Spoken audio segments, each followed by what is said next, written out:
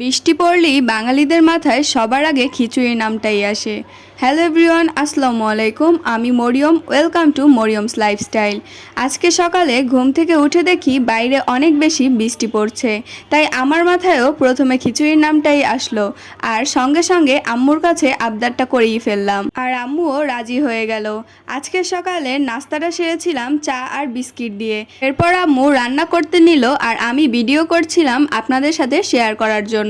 প্রথমেই আম্মু যেই কড়াইটিতে রান্না করবে সেখানে গরুর মাংস নিয়ে নিল এবং হলুদ, মরিচ, লবণ সহ বাকি যা যা মশলা লাগে সেগুলো দিয়ে দিল। আমি যেহেতু রান্না করতে পারি না, তাই আমি তেমন কোনো মশলার নামও জানি না।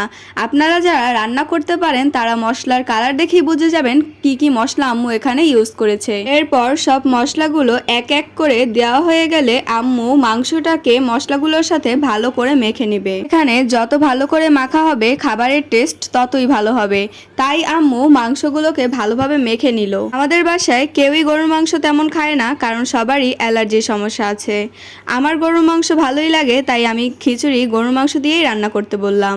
এরপর এই গরুর মাংসটার সাথে আরও বেশি করে পেঁয়াজ দিয়ে নিল। এরপর পরিমাণ মতো পানি দিয়ে দিল এবং কড়াইটা চুলার উপরে বসিয়ে দিল মাংসগুলো ভালোভাবে কষানোর জন্য। কিছুক্ষণ পরে পানিটা একটু টেনে আসলে আমি আসলাম একটু নাড়া দিয়ে দিতে। আমি রান্না করতে না পারলেও নাড়াচাড়া করতে কিন্তু আমার ভালোই লাগে, তাই একটু নাড়াচাড়া দিয়ে দিলাম যাতে লেগে না যায়।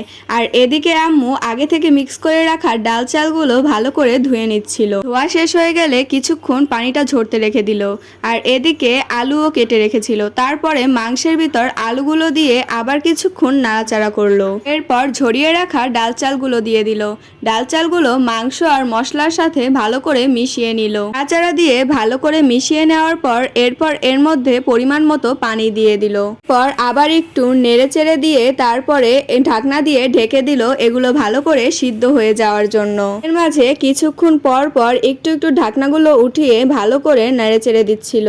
কিছুক্ষণ পরে ডাল চালগুলো ভালোভাবে সিদ্ধ হয়ে খিচুড়িটা একদম হয়ে এসেছে। আম্মু আগে কাঁচামরিচটা দিতে ভুলে গিয়েছিল, তাই উপরে থেকে কিছু কাঁচামরিচ ছিটিয়ে দিল। মরিচগুলো ভালোভাবে মিশিয়ে নিচ্ছিল।